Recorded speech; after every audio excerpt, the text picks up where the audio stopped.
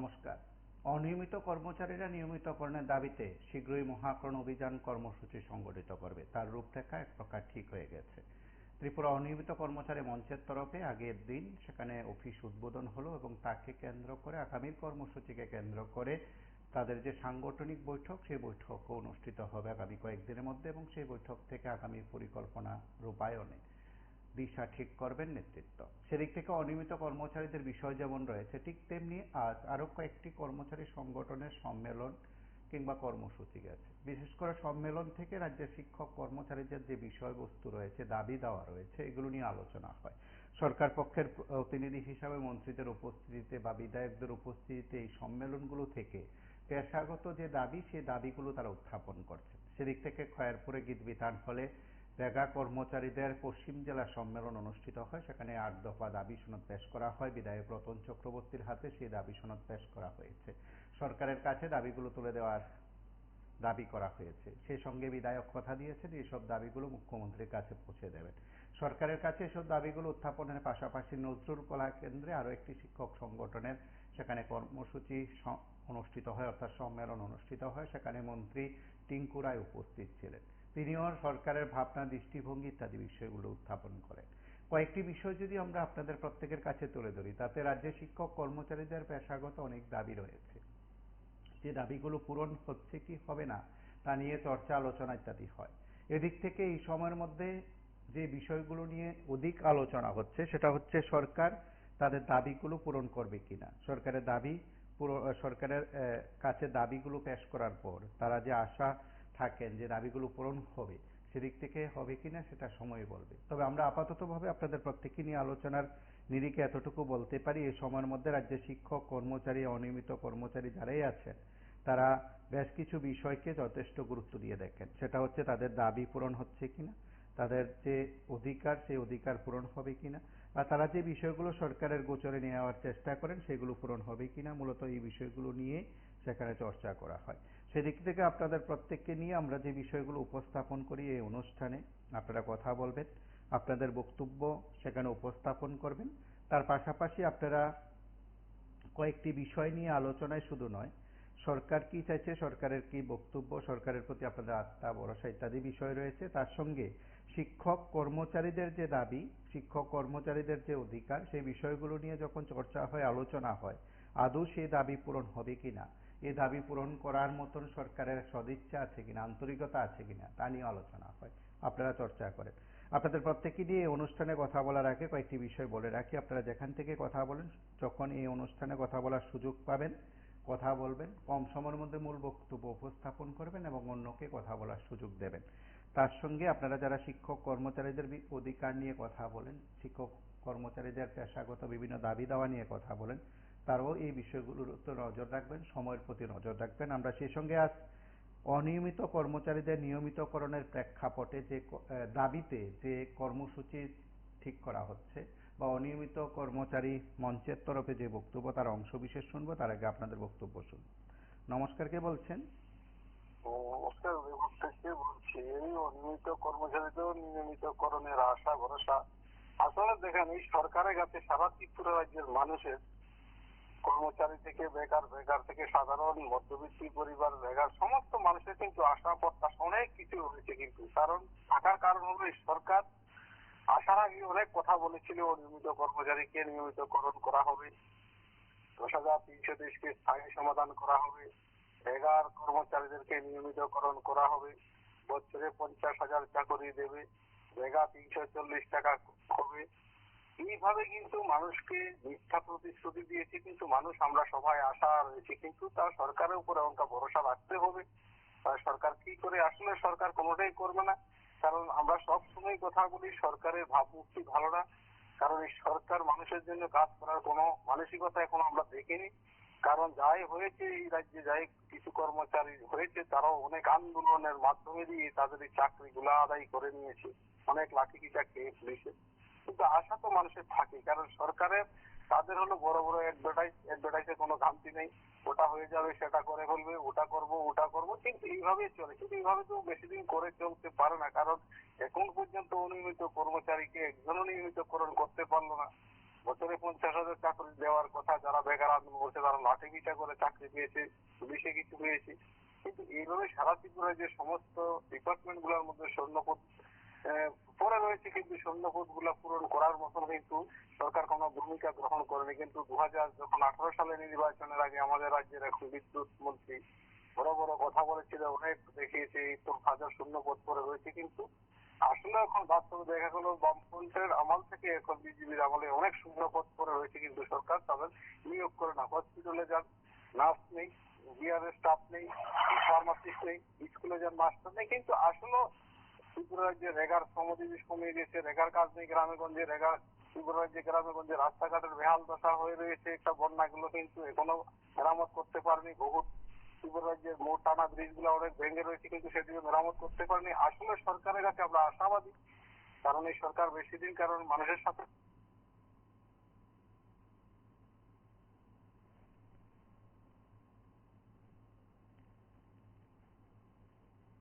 দিগ্বিজয় ভবনের দোতলায় এই ঘরটি ভাড়া হিসাবে নিয়েছি। এখান থেকে আমরা আমাদের ত্রিপুরা অনিয়মিত কর্মচারী মঞ্চের সংগঠনের কাজকর্ম চালু করবো। এখানে এটা আমাদের যোগাযোগের কেন্দ্র হবে। আমরা গত ডিসেম্বর মাসে ত্রিপুরা অনিয়মিত কর্মচারী মঞ্চ আনুষ্ঠানিকভাবে ত্রিপুরা রাজ্যের অনিয়মিত কর্মচারীদের দাবি দেওয়ার আদায়ের লক্ষ্যে আমরা এই মঞ্চ গঠন করি। মঞ্চ গঠন করার পর ইতিমধ্যে আমরা ব্যাপক সাড়া পেয়েছি। তো আমরা এটা মনে করেছি যে মঞ্চের কাজকর্মকে একটা সুসংহত চেহারা দেওয়ার জন্য আমাদের একটা নিজস্ব অফিস ঘর প্রয়োজন। আমরা দিগ্বিজয় ভবন কর্তৃপক্ষের নিকট আমরা ঋণী। তারা আমাদেরকে এই ঘরটি তারা আমাদেরকে ব্যবস্থা করে দিয়েছেন অফিস ঘরটি ব্যবহার করার জন্য। এই কারণে আজকে এই অফিস ঘরের আনুষ্ঠানিক উদ্বোধনের মধ্য দিয়ে আমরা ত্রিপুরা কর্মচারী সমন্বয় কমিটি এবং দিগ্বিজয় ভবন কর্তৃপক্ষকে আমাদের অসংখ্য ধন্যবাদ, কৃতজ্ঞতা প্রকাশ করছি। আর এই অফিস ঘরটি আমাদের পক্ষে অত্যন্ত সাহায্যকারী একটা কেন্দ্র হবে। কারণ আপনারা জানেন আমরা ত্রিপুরা অনিয়মিত কর্মচারী মঞ্চ ইতিমধ্যেই এই রাজ্যের 40,000 বঞ্চিত অনিয়মিত কর্মচারীদের দাবি দাওয়া নিয়ে আমরা আওয়াজ তুলছি। আমরা ইতিমধ্যে গণ অবস্থান করেছি। আমাদের কর্মসূচি 16ই মে গতকাল নির্দিষ্ট ছিল, কিন্তু গত 22শে এপ্রিল পহেলগামের ঘটনার পর যে পরিস্থিতি তৈরি হয়েছিল, সেই পরিস্থিতির পরিপ্রেক্ষিতে আমরা সাময়িকভাবে আমাদের এই মহাকরণ অভিযান মিছিল কর্মসূচি স্থগিত রেখেছি যুদ্ধকালীন পরিস্থিতিতে। যদিও পরবর্তী সময়ে যুদ্ধবিরতি অস্ত্রবিরতি হয়েছে, কিন্তু এটা হবে আমাদের ধারণার বাইরে ছিল। তাই আমরা আজ করিনি। আমরা পরিস্থিতির ভিত্তিতে আমরা এই কর্মসূচি স্থগিত রেখেছি, কিন্তু আমরা কর্মসূচি করবো। আমরা যেটা প্রাথমিকভাবে আলোচনা করে সিদ্ধান্ত নিয়েছি যে আগামী জুলাই মাসের প্রথম সপ্তাহে আমরা মহাকরণ অভিযান করবো। সমস্ত অনিয়মিত কর্মচারীদের দাবি দেওয়া আদায়ের লক্ষ্যে আমরা মুখ্য সচিবের নিকট ডেপুটেশন দেবো। আমরা আরেকটা সিদ্ধান্ত গ্রহণ করেছি, এই যে আমাদের আন্দোলন, সেই আন্দোলন কর্মসূচি আন্দোলন পরিচালনা করার জন্য আমরা আমাদের তহবিল সংগ্রহ করবো, সংগ্রাম তহবিল। সেই মোতাবেক আমরা 20 টাকার করে কুপন ছাপাচ্ছি অনিয়মিত কর্মচারী মঞ্চের নামে। সেই কুপনের মাধ্যমে আমরা আপাতত যেটা লক্ষ্যমাত্রা স্থির করেছি 2 লক্ষ টাকা সংগ্রাম তহবিল আমরা গঠন সংগ্রহ করবো। আমরা সমস্ত অনিয়মিত কর্মচারী বন্ধুদের কাছে আহ্বান করছি, আপনারা প্রত্যেকেই 20 টাকা করে কুপন সংগ্রহ করবেন। এবং এর বাইরেও যারা আমাদের আন্দোলনকে সমর্থন করলেন, আমরা বিশ্বাস করি অনিয়মিত কর্মচারীদের বাইরে একটা বিরাট সংখ্যক মানুষ আমাদের আন্দোলনকে সমর্থন করেন, আমাদের দাবিগুলোকে যুক্তিযুক্ত বলে মনে করেন। তাদের কাছে আমরা যাবো, সংগ্রাম তহবিল করবো। কারণ আন্দোলন করতে গেলে তহবিলের প্রয়োজন। আমরা জানি আমাদের উদ্দেশ্য মহৎ, আমাদের লক্ষ্যে আমরা অবিচল আছি। সেই জন্যই আজকের এই অফিস উদ্বোধন হলো, কাজকর্ম শুরু হবে। এখানে আমি অনিয়মিত কর্মচারী রতনবাবু আছেন, আমাদের তরুণ চক্রবর্তী আছেন, তারাও দু একটি কথা আজকে এই শুভ মুহূর্তে আহ্বায়ক তিনি বলেছেন যে এই যে দিগ্বিজয় ভবনের যারা কর্তৃপক্ষ তারা যে সলিডারিটি আমাদের দেখিয়েছেন, মানে শ্রমিক আন্দোলনের ক্ষেত্রে যে তার সম্মতি দিকে তারা যে দেখিয়েছেন যে না তারা আমাদেরকে একটা ঘর দিয়েছেন, তারা আমাদের ভাড়া নেবে না এবং শুধু আমাদের বিদ্যুতের শুধু মাসুলটা আমাদেরকে দিতে হবে। এই যে সলিডারিটি এটা আমাদেরকে কৃতজ্ঞতায় তারা আমার আবদ্ধ করেছে আমাদেরকে, এবং সেদিক থেকে আমাদের লক্ষ্য রাখতে হবে যে এই কেন্দ্রটি যাতে শ্রমিক আন্দোলনের ক্ষেত্রে, কর্মচারী আন্দোলনের ক্ষেত্রে যাতে দাবিত হয়, সেই লক্ষ্যে কিন্তু আমাদের আজকে এই কেন্দ্রটি আমরা একটু দ্বার উদ্ঘাটন আমরা করেছি। সেক্ষেত্রে সমস্ত সদস্যদের আমরা আহ্বান করব, যখনই তাদের কোনো সমস্যা হবে এই কেন্দ্রের সঙ্গে তারা যোগাযোগ করবেন, এবং তাদের এই লড়াইয়ের যে আগামী দিনের যে দিশা, এই দিশা তারা এখান থেকে নিয়ে যাবেন, এই বিশ্বাস আমাদের আছে। সেই জন্যই এই পথে আজকে আমাদের এই দ্বার উদ্ঘাটন আমি বিশ্বাস করি তার প্রত্যেকেই আপনারা আনন্দিত হবেন খুব অল্প সময়ের মধ্যে, যেটা সম্ভব। অনেক ট্রেডের ক্ষেত্রে আমরা দেখেছি যে এত অল্প সময়ের মধ্যে একটা তার অফিস বাড়ি খুঁজে নেওয়া বড় কঠিন ব্যাপার। সেদিক থেকে আমরা বলতে পারি যে 3 থেকে 4 মাসের মধ্যে আমাদের একটা কেন্দ্র আমরা খুঁজে নিতে পেরেছি। সেদিক থেকে আমরা অনেক বলতে পারি যে আমরা অনেকটাই সৌভাগ্যবান, এবং আগামী দিনে আমাদের লড়াই পরিচালনার ক্ষেত্রে এই কেন্দ্র তার যথাযোগ্য মর্যাদা রাখবে এই বিষয়ে আমাদের একটা অভিজ্ঞতা করার একটা ছিল, উদ্দেশ্য ছিল। আজকে সেই উদ্দেশ্য সফল হয়েছে স্যারের উদ্যোগ এবং দিগ্বিজয় ভবন এবং এখানে যারা কর্মকর্তাগণ আছে তাদের উদ্যোগে আজকের এই ত্রিপুরা অনিয়মিত কর্মচারী মঞ্চে উদ্বোধন হওয়ার ফলে ত্রিপুরা রাজ্যের যত অনিয়মিত কর্মচারী আছে প্রায় 40,000-এর কাছাকাছি, সেই সকল অনিয়মিত কর্মচারীদের একটা আশা আকাঙ্ক্ষা পূরণের একটা রাস্তা তৈরি হলো। ইতিপূর্বে রাজ্যে ত্রিপুরা রাজ্যে অনিয়মিত কর্মচারী এদের জন্য কোনো শাখা সংগঠন তেমন ভাবে কাজ করতে দেখা যায়নি, যার ফলে রাজ্যের অনিয়মিত কর্মচারীরা দিনের পর দিন, বছরের পর বছর বঞ্চনার মধ্যে রয়ে গেছেন। কেউ তাদের জন্য কথা বলতে শোনা যায়নি, কেউ তাদের জন্য সরকার এবং কোন শাখা সংগঠনে হয়েও সরকারের সাথে কথা বলেনি বা রাস্তায় নেমে আন্দোলন করেনি। আমরা যে বিগত বিশেষ করে 2024 ডিসেম্বর মাসের থেকে আমরা একটা সংগঠন তৈরি করার জন্য রাজ্যের অনিয়মিত কর্মচারীরা কর্মচারীদের নিয়ে স্যার উদ্যোগ নিয়েছিল, রাজ্যের অনিয়মিত বঞ্চিত অনিয়মিত কর্মচারীদের নিয়ে একটা কিছু কাজ করার জন্য স্যারের ডাকে আমরা সমাবেত হয়েছি। আমরা এর মধ্যে কনভেনশন করেছি, আমরা এর মধ্যে একটা মহাসন অভিযানের একটা ছিল, আমাদের যে কর্মসূচি ছিল। যাই হোক, ভারত পাকিস্তানের এই যুদ্ধের অবস্থার মধ্যে আমরা সেই কর্মসূচি বাতিল করে দিয়েছি। আগামী কিছুদিনের মধ্যে হয়তো বা আমরা সেই ব্যাপারে একটা আবার আমরা উদ্যোগ নেব। তবে আমি মনে করি এই অনিয়মিত কর্মচারী সংগঠন অফিস হওয়ার পরে রাজ্যের অনিয়মিত কর্মচারী একটা শক্তি পেয়েছে।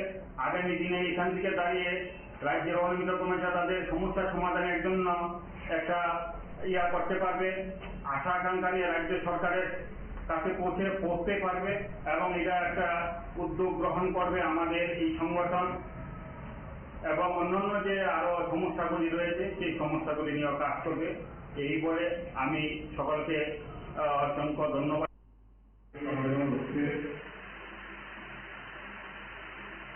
প্রত্যেকটা মানুষের যেন স্বপ্ন থাকে সুস্থ সুন্দর জীবন, সংসার,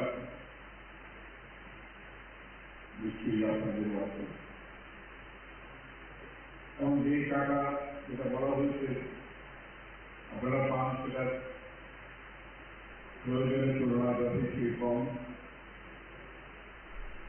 এটাও বলা হয়েছে যে এই সরকার কতটা অনুভবী, বিনা আন্দোলনেও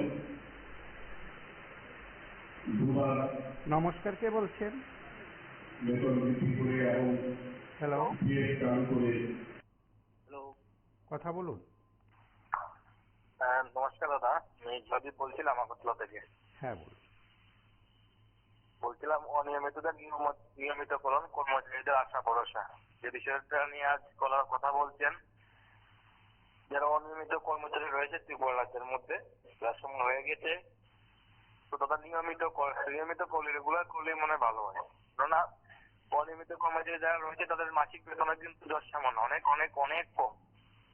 যারা এই অনিয়মিতদেরকে নিয়মিত করবে, কর্তৃপক্ষ ওনাদের মাসিক বেতন কিন্তু অনেক বেশি, বলতে গেলে 6-7-8 ডাবল বেশি অনিয়মিত কর্মচারীদের তুলনায়। ঊর্ধ্বতন কর্তৃপক্ষের বেতন অনেক বেশি। আজকালকার দিনের বাজারে যে অবস্থা, যা দর দাম, সবজি জিনিসপত্রের, মাছ মাংস সবগুলি, তো এই দামের সঙ্গে তুলনা করলে কিন্তু এই বেতন দিয়ে কিন্তু হয় না। যাই বেতন কমসে কম 7, 8, 9, 10 এইসব টাকা দিয়ে কিন্তু হাসপাতালে দিলে কিন্তু একটা বড় পরিবার কিন্তু চলাফেরা করা যায়, কষ্ট অনেক অনেক কষ্টসাধ্য।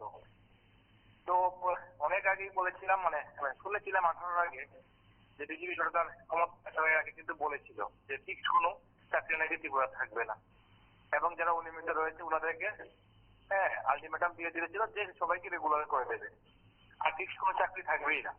কিন্তু কথার সঙ্গে কাজের কিন্তু আমরা তো দুঃখের সাথে বলছি, কথার সঙ্গে কাজের কিন্তু কোনো মিল নেই। তাই ওই সরকার এই সরকার যে সরকারই আসুক, ভোটের আগে অনেক বড় বড় রকমারি বাহাদুরি কথা বলে, কিন্তু ভোটের পরে সত্তাতে ক্ষমতাতে আসার পরে কিন্তু সেই মানে মুদ্রা রেপিক আর উপিট সব বলি সেই হোক সিপিএম কে দেখলাম আর এখন বিজেপি দেখছি। তারপরও বিজেপি সেন্ট্রালে যেহেতু বিজেপি সরকার রয়েছে, টাকার কোনো কমতি নেই। আর আমাদের মুখ্যমন্ত্রী মানিক শাহ মহোদয় সজ্জন ভদ্রলোক, উনার আশা করি উনার ইচ্ছা আছে।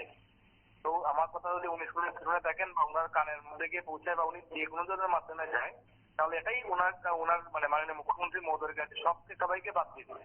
মাননীয় মুখ্যমন্ত্রী মানিক শাহ মহোদয়ের কাছে একটাই প্রার্থনা, অনিয়মিত কর্মচারীদেরকে রেগুলার করে দিন, নিয়মিত করে দিন। আর যারা ফিক্সড রয়েছে, ফিক্সড কেও আপনার সম্ভব রেগুলার করুন, আর ফিক্সড চাকরি মধ্যে রাখবেন না। কারণ আপনারাই বলেছিলেন 18 আগে যে ফিক্সড কোনো চাকরি ফিক্সড আবার ফিক্সড ওই এরকম কথা বলেছিল, ফিক্সড কোনো চাকরি আর ইন ফিউচার তো আবার যদি ইন্টারভিউ নেন কোনো সময় যে কোনো ডিপার্টমেন্ট কেউ ফিক্সড কোনো চাকরি রাখবেন না, রেগুলার যে কোনো মানে চাকরি জয়েনিং এর সঙ্গে সঙ্গে তার যে প্রথম মাসের স্যালারি ঢুকবো ওইখান থেকে রেগুলার করে দিন। তাহলে সন্তপক্ষে সিপিএম এর সঙ্গে বিজেপি যে একটা ফারাক হয়েছে বিভিন্ন দিক দিয়ে, ওইটা আমরা জনসাধারণ বুঝতে পারবো। ধন্যবাদ। ধন্যবাদ। এবং বিএড চালু করে প্রমাণ করে দিয়েছে যে আমরা এই দুধের বিপক্ষে নই, এই দুধের পক্ষে। তাদের নতুন করে দাবিগুলো করছি না, একটু আগেই করা হয়েছে। প্রত্যেকটি দাবির সঙ্গেই আমরা একমত, এবং মনে করি যে ধীরে ধীরে একসঙ্গে না হোক, ধীরে ধীরে সরকার আপনাদের আশা আকাঙ্ক্ষা এবং স্বপ্নকে বাস্তবায়িত করার জন্য আপনাদের পাশে থাকবে। কারণ এই সরকারের যে মানবিক মুখ এবং নমস্কার, কে বলছেন? শ্রেষ্ঠ ত্রিপুরা গড়ার যে স্বপ্ন। হ্যাঁ, আপনারা একটা অনুষ্ঠান করছেন, এটা দেখে ফোন করলাম। তো একটা কথা বলতে চাইছি যে অনিয়মিত কর্মচারীদের নিয়মিতকরণ, তাও বিজেপি আমলে, বিজেপি সরকারের আমলে, এটা খুব হাস্যাস্পদ। আজকে 7-8 বছর হয়ে গেছে এই সরকার এসেছিল, তারা প্রতিশ্রুতি দিয়েছিল অনিয়মিত কর্মচারীদের নিয়মিতকরণ করবে। সেখানে অনিয়মিত কর্মচারীদের নিয়মিতকরণকে আগে তো আশা, অঙ্গনওয়াড়ি, পাম্প অপারেটর, সর্বশিক্ষা সহ যখনই নিয়মিত কর্মচারীদের সেখানে দিয়ে দিত বা বেতন বৃদ্ধি হতো, সঙ্গে সঙ্গে অনিয়মিত কর্মচারীদের সবারই বেতন বৃদ্ধি হতো দ্রব্যমূল্য বৃদ্ধির নিরিখে। কিন্তু এখন এই সরকার আসার পর থেকে সমস্ত কিছু বন্ধ করে দিয়ে একেবারে অনিয়মিত কর্মচারীদের জীবনযাত্রাকে একেবারে কোণঠাসা করে দিয়েছে। আমার একটা কথাই, এই যে বধির সরকারের এমএলএ মন্ত্রীরা আছেন, এরা অনিয়মিত কর্মচারীদের দুঃখ দরদ কষ্ট বোঝে না। এরা অনিয়মিত কর্মচারীরা যে স্যালারি দিয়ে সংসার চালায়, এই নেতা মন্ত্রীরা একদিন 1 মাস এই বেতনে চাকরি করুক, তারপরে তারা বুঝতে পারবে। তারা সাধারণ মানুষের দুঃখ কষ্ট বোঝে না। যদি বুঝতো তাহলে কিছু না কিছু একটা অন্তত করতো নিয়মিতকরণ সাপেক্ষে, কিন্তু করে না। এরা অমানবিক এবং নিষ্ঠুর। এদের মায়া দয়া বলতে কিছু নেই। সুতরাং এদের কাছে অনুনয় বিনয় করে কিছু লাভ নেই, বরং এদেরকে মানে আজকে অনিয়মিত কর্মচারীরা অত্যধিক ঘৃণার চোখে দেখে এদেরকে। এটুকুই। ধন্যবাদ।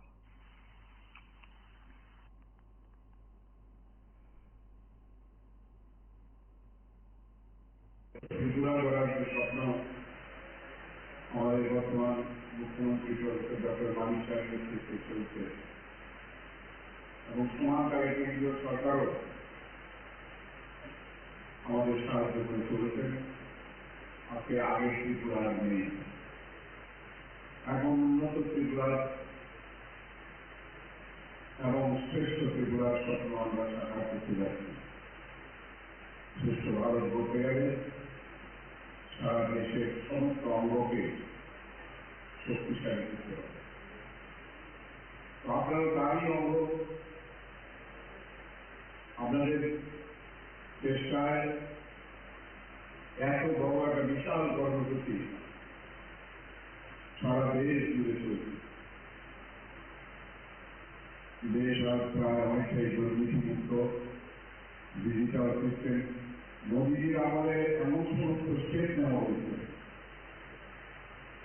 সবার জন্য বিকাশের পথ খুলে সবকা সাথ, সবকা বিকাশ, সবকা বিশ্বাস, সবকা প্রয়াস, এই যে মূল মন্ত্র, রাজনৈতিক ফেরারের মুক্ত একটা সমাজ ব্যবস্থা গড়ে তোলা এবং রাষ্ট্রহিতে সবাই মিলে কাজ করা এবং দেশকে এগিয়ে নিয়ে গেলে যে সমস্ত অংশের মানুষ লাভবান হবেন সেটার দিকে মানুষের দৃষ্টি আকর্ষণ করে। সর্বশেষ সম্মেলন এই কদিন আগে, গতকাল বা থেকে হয়তো আমাদের দেশের বিভিন্ন দলের, রাজনৈতিক দলের যারা ভালো বক্তা, তাদেরকে পৃথিবীর বিভিন্ন দেশে পাঠানো হচ্ছে। কংগ্রেস আছে, এমনকি নমস্কার, কে বলছেন? সারা বছর যারা শুধু মুসলিমদের কথা বলে।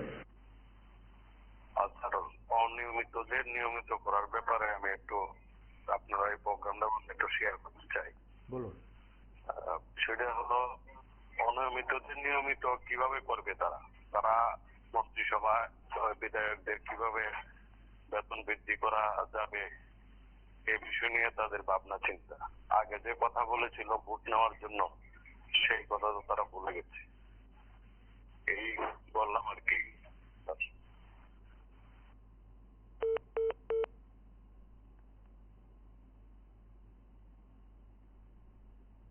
শুধু মুসলিমদের কথা বলে, সেই ওয়েসিকে পর্যন্ত তৃণমূল কংগ্রেসের আমাদের যিনি ক্রিকেটার ছিলেন, এখন যিনি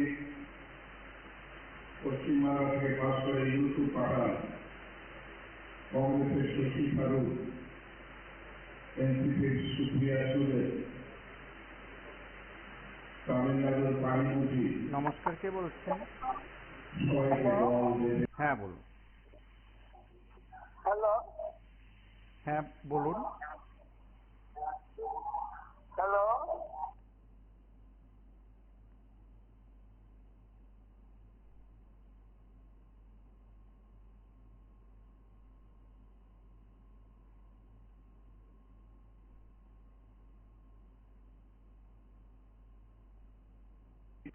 সবাইকে দল বেঁধে গাড়ি বানাচ্ছে। এই যে উদাহরণটা কে বলি, বলছেন? এই যে বিশ্বাস বলছি, হ্যাঁ কর্মচারীদের ওই আশা ভরসা হবে, কর্মচারীরা তো কাজ করতে হবে। জিএসটি সেন্ট্রাল গভর্নমেন্টের জিএসটি আমাদের রাজ্যের লোকরা অনেক কম পায় হচ্ছে জিএসটিও।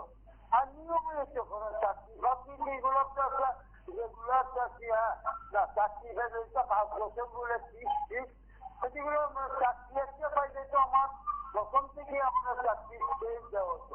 এই রাজ্যে এটা তো চলে আসছে, যেন অনেক কিছু হয়। আপনারা জন্য কি এই যে অনুষ্ঠানগুলো করেন, এইটা দেখতে যদি সরকারের যারা মাথাতে আছে তারা যদি একটু চিন্তা ভাবনা করে আইডিয়ালি ভালো থাকেন, সাবধানে থাকবা।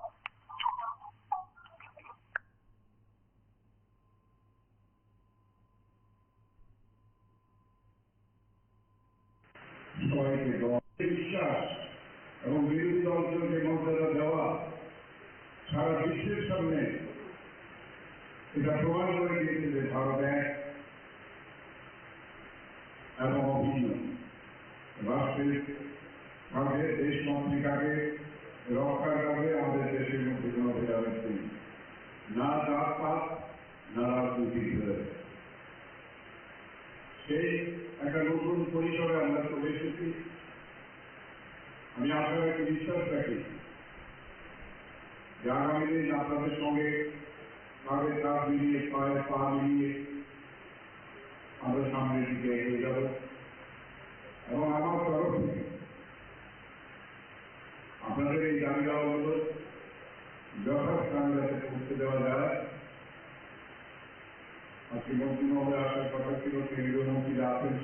আসতে পারেননি।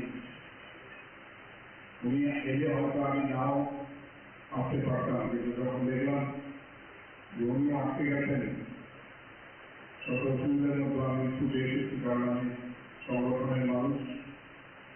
এতগুলো মানুষ আসবেন, তাদেরকে সম্মান দিয়ে তাদের পাশে দাঁড়ানোর জন্য আমাকে বারবার আমাদের চেয়ারপারসন ঝর্ণা দাস মহোদয় ফোন করছিলেন, ফোন করছিলেন যে আপনি 10 মিনিটের জন্য অন্য আসবেন।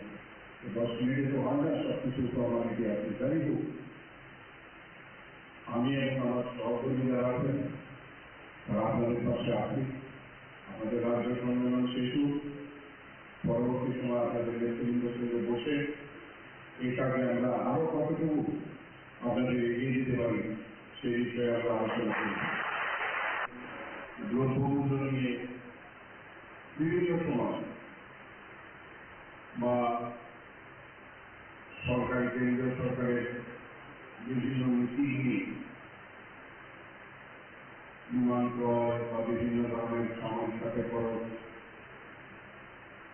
তো আজকে একটা জিনিস প্রমাণ হয়েছে,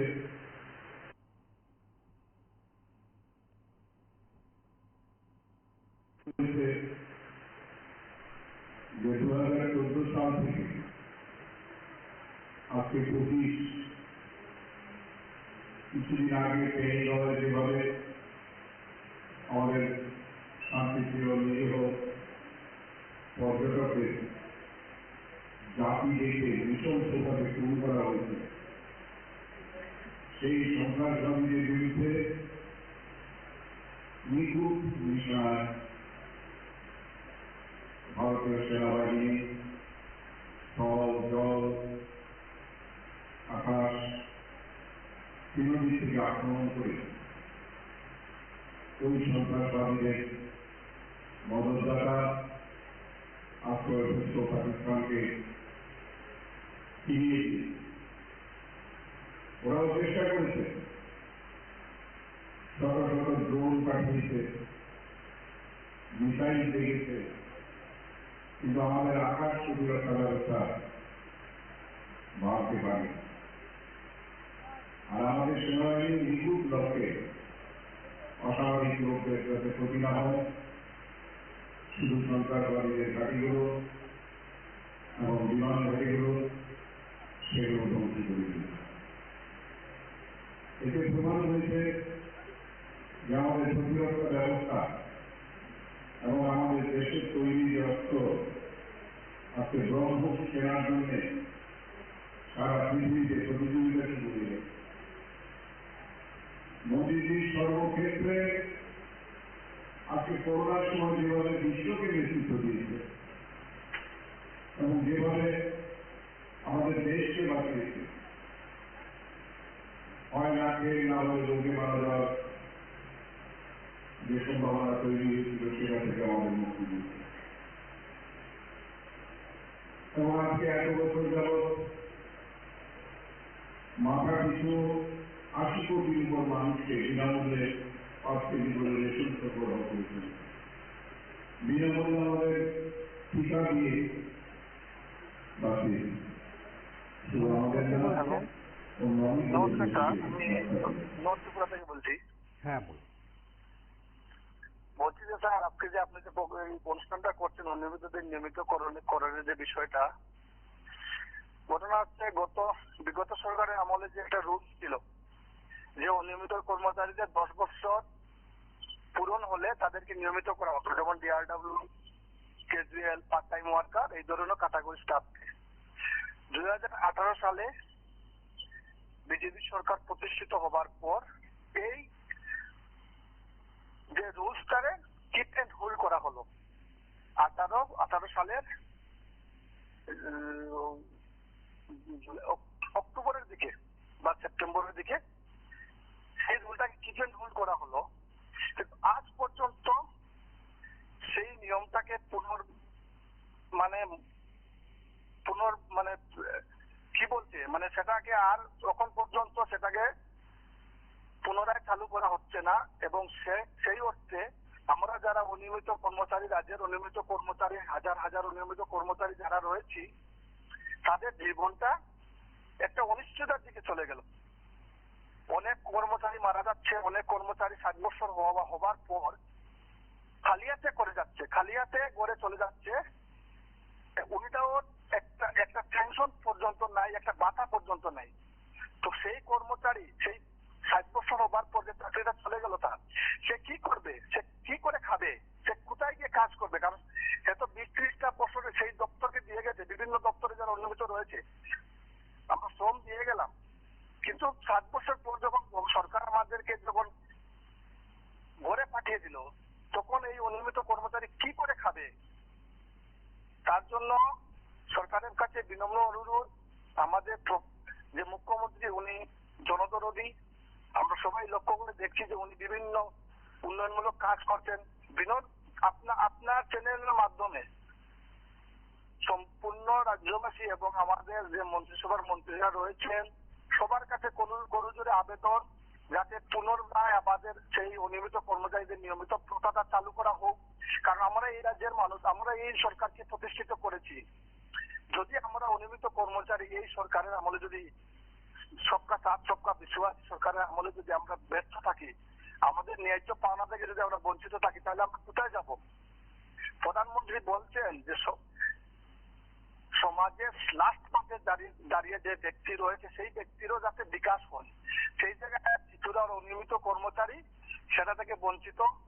আপনার চ্যানেলে টিভি24 কে আমরা অসংখ্য ধন্যবাদ জানাই যে আপনারা এই ধরনের প্রোগ্রাম করে থাকেন এবং সরকারের এই বিষয়গুলো আপনারা নেওয়ার চেষ্টা করেন। তো আপনাকেও ধন্যবাদ, টিভি20কেও ধন্যবাদ। আমরা আশা রাখবো সরকার যাতে দ্রুত আমাদের এই সমস্যাটাকে সমাধান করে এবং আমাদের অনিয়মিত কর্মচারী যারা রয়েছে তাদেরকে যাতে একটা রেগুলাইজেশন করে তাদের পরিবারকে বাঁচায় এবং তাদের যাতে একটা নিশ্চয়তা থাকে যে আমরা চাকরিতে রেগুলার হয়েছে, আমাদের পরবর্তী আমরা যারা জেনারেশন রয়েছে তারা আমরা এই ফেসিলিটিটা পেতে পারি। সরকারের কাছে বিনম্র অনুরোধ। নমস্কার, আমি অতটুকু বলার।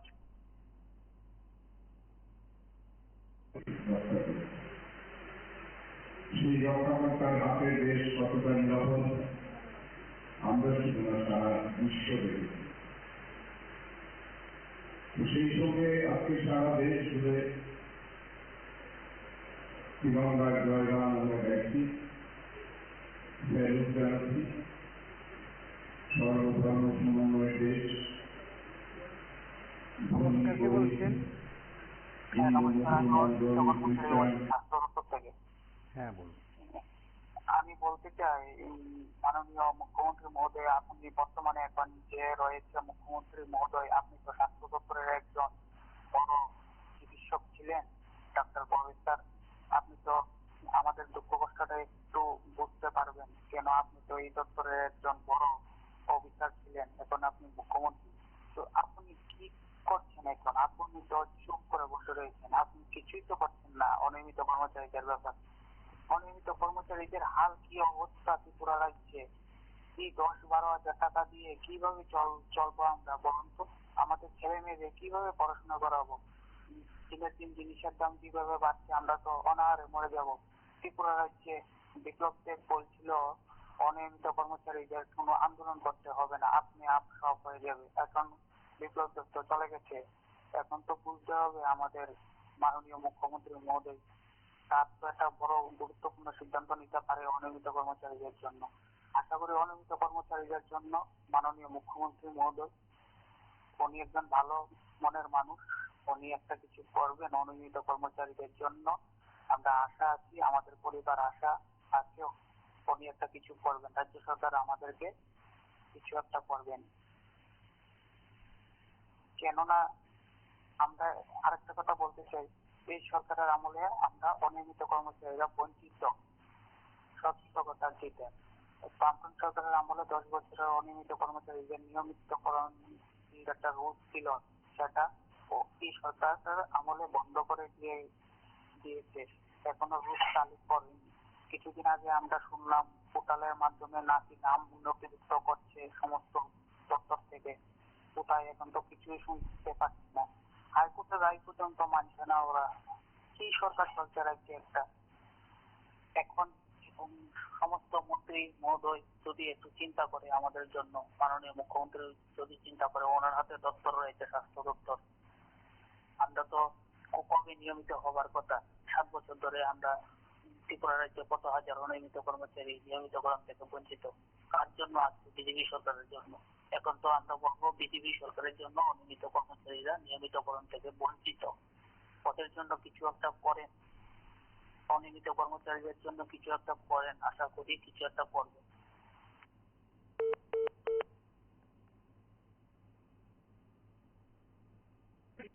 2024 এই অর্থ বছরগুলো দেখি প্রায় 750 কোটি টাকা রাখা হয়েছে শুধুমাত্র পরিকাঠামো উন্নয়নের জন্য।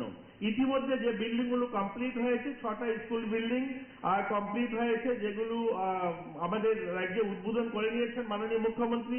9টা গার্লস হোস্টেল উদ্বোধন করেছেন, 86টা স্কুল বিল্ডিং উদ্বোধন হয়েছে, 8টা স্কুল বিল্ডিং এর আন্ডার কনস্ট্রাকশন রয়েছে, 91টা বিল্ডিং এর টেন্ডার হয়েছে, 3টা স্কুল বিল্ডিং নতুন টেন্ডার হবে, তার প্রসেস রয়েছে। এই অ্যামাউন্টটা যদি দেখি, এবার 750 কোটি টাকা শুধুমাত্র রাখা হয়েছে শিক্ষা ক্ষেত্রে পরিকাঠামোগত উন্নয়ন।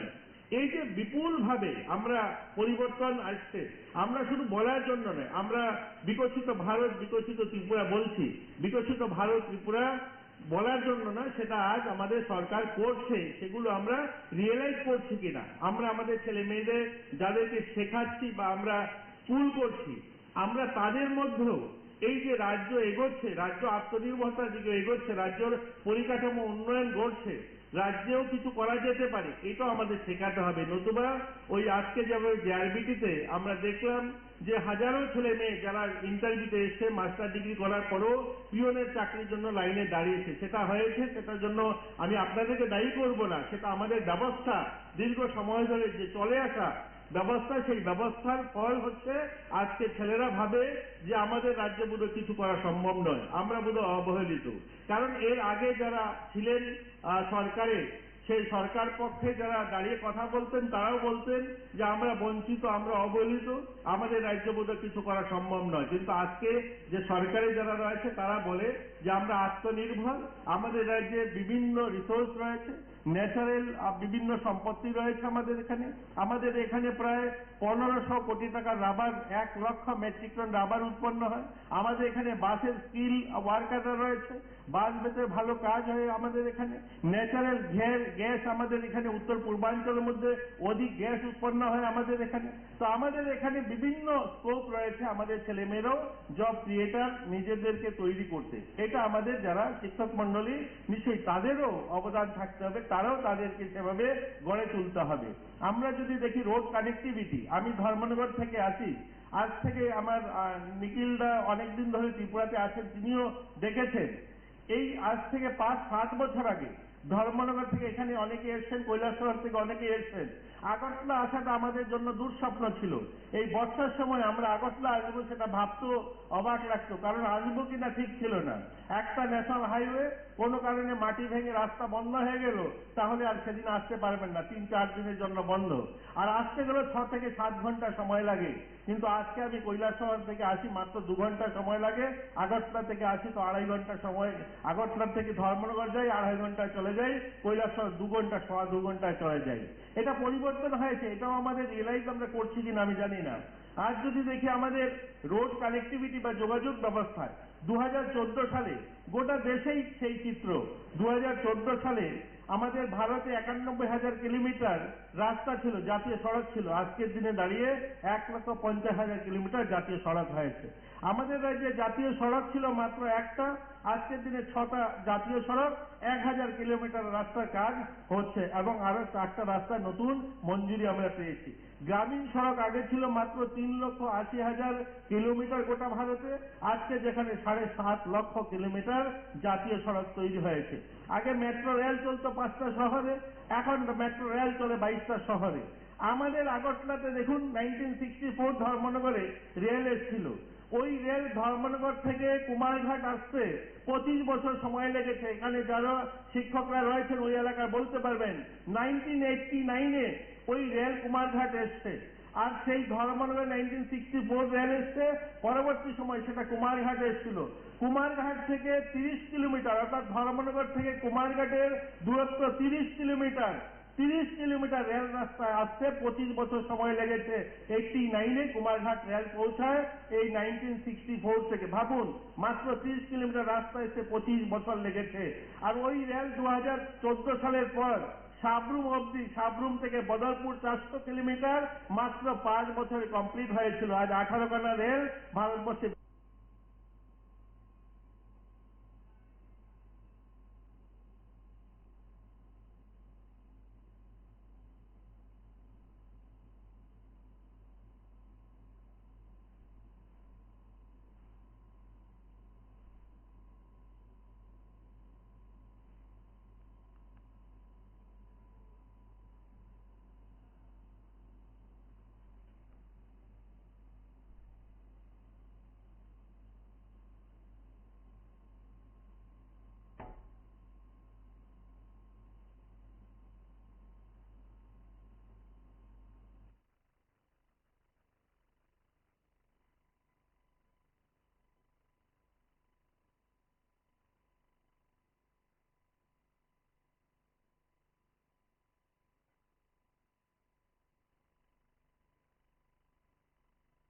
টিআরকেএস অনুমোদিত শিক্ষক সংগঠনের সম্মেলনে দাঁড়িয়ে সরকারে বক্তব্য রাখছিলেন মন্ত্রী টিঙ্কু রায়।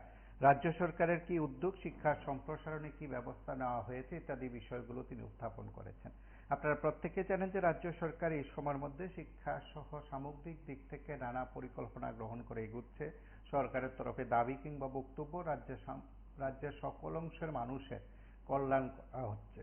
কোনো কর্মচারীদের সেখানে আন্দোলন করতে হয় না, সরকারের কাছ থেকে এমনিতে আদায় করা যায় এবং সরকার আন্তরিকভাবে সবকিছু করে থাকে। সেদিক থেকে শাসক দলের বলা যেতে পারে সরকারের অনুগামী সংগঠনের আজকের এই সম্মেলনে দাঁড়িয়ে মন্ত্রীর বক্তব্য কিংবা আজকের বিষয়বস্তু সম্পর্কে আলোচনা যথেষ্ট গুরুত্বপূর্ণ। তবে শিক্ষক কর্মচারী যারাই আছেন আমার কথাগুলো শুনছেন এবং অবশ্যই রেকর্ড করা বক্তব্যগুলো শুনবেন, আপনারা প্রত্যেকে বিশ্বাস করবেন যে এই সময়ের মধ্যে রাজ্য সরকারের কাছে আপনাদের অনেক কিছু আছে পাওনা। সেদিক থেকে এই সময়ের যে জোরালো হচ্ছে কয়েকটি দাবি, তার মধ্যে অবশ্যই 8ম বেতন কমিশন গঠন করার দাবি এবং দাবি কেন্দ্রীয় সরকারের রাজ্য সরকারের কর্মচারীদের সমস্ত সুযোগ সুবিধা দেওয়া। তাছাড়া এক দেশ এক বেতন কাঠামোর জোরালো দাবি উঠেছে। এই বিষয়গুলো ভারতীয় মজদুর সংঘ অনুমোদিত বিভিন্ন সংগঠন বরাবরই করে থাকে। আজকের সম্মেলন থেকেও বোধহয় এই বিষয়গুলো গুরুত্ব পেয়েছে। আজকের সম্মেলনে মন্ত্রীর উপস্থিতিতে আলোচনা, প্রত্যেক নেতৃত্বের উপস্থাপনা, রাজ্যের শিক্ষক কর্মচারীদের বঞ্চনা ইত্যাদি বিষয়গুলো গুরুত্ব পায়। সেই সঙ্গে রাজ্যের শিক্ষক কর্মচারীরা যারা আছেন আমার কথাগুলো শুনছেন বা রেকর্ড করা বক্তব্যগুলো শুনবেন, আপনারা প্রত্যেকে বিশ্বাস করবেন যে 2018 সালের আগে বিজেপির তরফে যে বক্তব্য দেওয়া হয়েছিল বা বক্তব্য রাখা হয়েছিল, লিফলেট বিলি করা হয়েছিল, তার সঙ্গে 2018 সালের পর ঠিক আজ পর্যন্ত শিক্ষক কর্মচারীদের পাওনাকুড়ির হিসাবে বোধহয় আপনারা সে জায়গায় পৌঁছতে পারেননি। নমস্কার, কে বলছেন? বলছিলাম আজকাল দেখা যাচ্ছেন অনিয়মিতদের নিয়মিতকরণ আষাঢ় আলু বিচার করতে গেলে এই 7 বছরে বিজেপি সরকারের আমলে আষাঢ় আলুকে দেখেছে পরিপূর্ণভাবে। আষাঢ় আলু কেউ কি দেখেছে? কোন ডিপার্টমেন্টে নিয়মিত ভাবে অনিয়মিত ম্যাক্সিমাম অনেক কিছু ডিপার্টমেন্টের মধ্যে দেখা গেল। বহুদিন ধরে এইসব আলোচনা শুনছি, কোনগুলি কি তারা আষাঢ় আলু দেখিয়েছে না বেকারদের মধ্যে আষাঢ় আলু পূর্ণভাবে দেখা যাচ্ছে? ত্রিপুরাতে যদি চাকরি লাগে 50,000, সেই জায়গা দেওয়া হয় 500, 200, 150। এই ধরনের যদি চাকরি নিয়োগ করে 6 লক্ষ বেকারের মধ্যে, তাহলে আষাঢ় আলু কি হয়? যা আষাঢ় আলু কাকে বলে? আমরা সেই বাংলা ভাষায় সেই জিনিসটাকে আমরা সবাই বুঝি, ত্রিপুরা রাজ্যের মানুষ। এই সরকার আষাঢ় আলু দেখাতে পারবে না, না পারে মানুষের গ্রামের মধ্যে জল, তাও তো বড় বড় কথা বলে বিভিন্ন জায়গাটা জল না ভালো জল খাওয়াইতেছে, ভালো জল খাওয়ায়। কোন জায়গাটা জলই নাই। তারা পাহাড়ি মহলে জল আছে কি? জলের জন্য আন্দোলন কেন করে? আষাঢ় আলু, সেটা আষাঢ় আলু হয়েছে। বিদ্যুৎ, ঘন ঘন বিদ্যুৎ চলে যায়, বিদ্যুৎ তো থাকেই না। এই 7 বছর আগে কি অবশ্যই রাজ্যে শিক্ষক কর্মচারীদের যে দাবিগুলো রয়েছে দাবিগুলো সরকার পূরণ করবে। আজকের সম্মেলনে দাঁড়িয়ে মন্ত্রীর কথা কিংবা সম্মেলনে যারা এসছেন তাদের মধ্যে অনেকে হয়তো বিশ্বাস করেন। তার পাশাপাশি অনিয়মিত কর্মচারীরা যারা নিয়মিতকরণের আশায় আছেন তাদের আশা পূরণ হবে কিনা সেটা সময় বলবে। আজ এ পর্যন্তই। নমস্কার, শুভরাত্রি।